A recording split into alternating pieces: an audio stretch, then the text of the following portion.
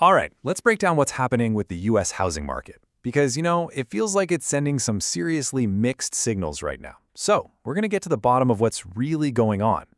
And that's really the big question, isn't it?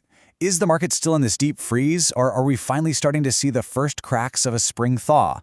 The data is telling two completely different stories at the exact same time. It's kind of wild, so let's try and make sense of this.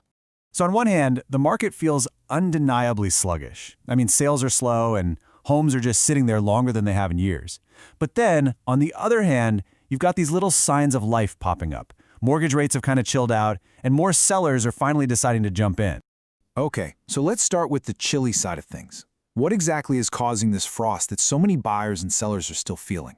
Get this. A typical home sold in January sat on the market for 64 days. Think about that. That's over 2 months. It's about a week longer than this time last year, and it's actually the longest we've seen sellers have to wait in 6 years.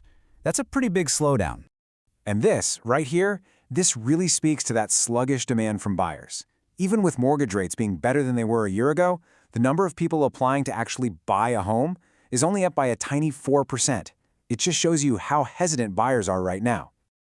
Okay, so let's talk about the single biggest factor that's influencing all of this: mortgage rates. And right now, it feels like we're in a bit of a stalemate. Rates have been, remarkably stable. They've been hovering in this really narrow range for the first part of the year. The average 30-year fixed rate, it's sitting just a little over 6%. Now, I know what you're thinking. 6.1% might not sound incredible, but hey, it's a huge improvement from this time last year when rates were bouncing all around that 7% mark. So that stability is a really key part of our story. But, and this is a big but, don't get too comfortable. This calm is pretty fragile. The market is basically holding its breath, waiting for the next big jobs and inflation reports, which could easily shake things up and send rates moving all over again. Now, this whole environment, stable, but still kind of high rates, it's led to this fascinating trend. You could almost call it a homeowner's hibernation.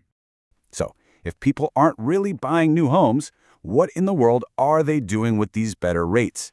Well, the answer reveals probably the biggest reason the market is feeling so chilly.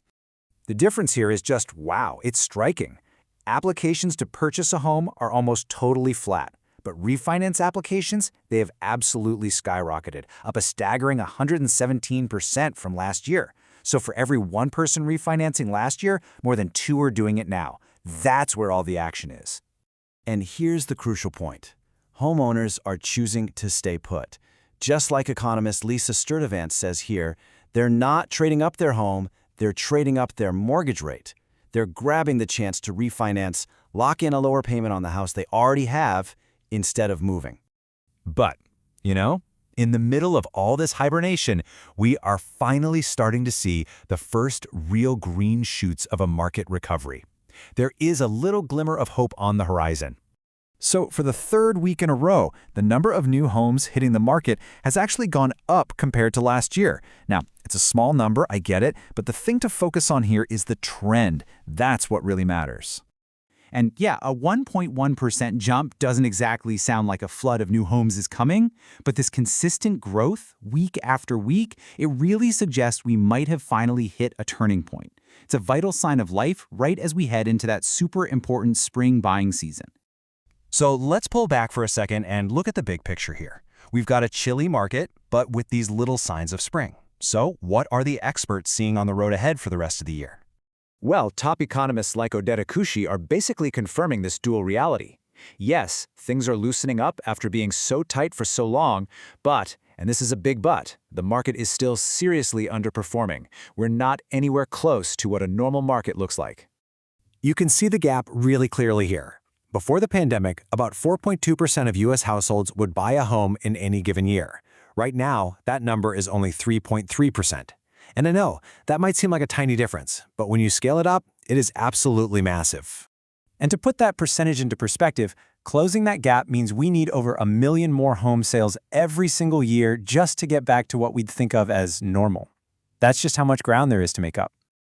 So this all leads to one final, really interesting question. We know what's holding the market back, right? It's this financial inertia. But life happens. People get married, they have kids, they get new jobs. So as the market slowly thaws, will those big life events finally be a strong enough push to overcome all that financial hesitation and truly unfreeze this market? Well, I guess that's what we're all waiting to find out.